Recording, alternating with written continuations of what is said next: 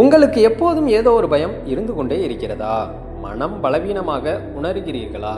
அப்போ ஜனவரி 24 வரும் ஸ்கந்த சஷ்டியில் இந்த சிறு வழிபாட்டை செய்து இந்த சிறிய பொருளை வாங்கி உங்கள் வீட்டில் வையுங்கள். அதற்கு முன்பு நீங்கள் முருக பக்தராக இருந்தால் ஓம் முருகா என கமெண்ட் செய்யுங்கள்.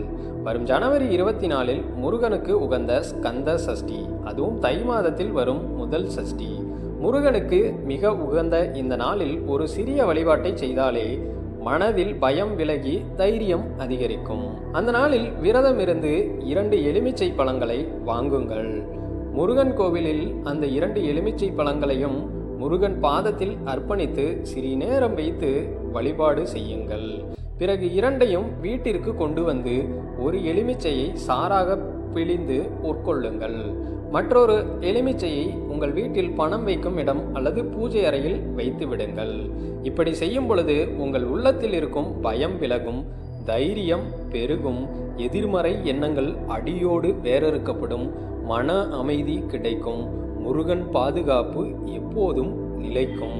ஸ்கந்த சஷ்டி என்பது மன வலிமையின் தொடக்கம்.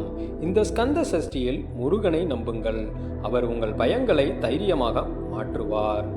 ஓம் சரவணபவ. மறக்காமல் இது போல தகவல்களுக்கு நம்ம சேனலை சப்ஸ்கிரைப் பண்ணிட்டு அப்படியே உங்க நண்பர்களுக்கும் பகிருங்க.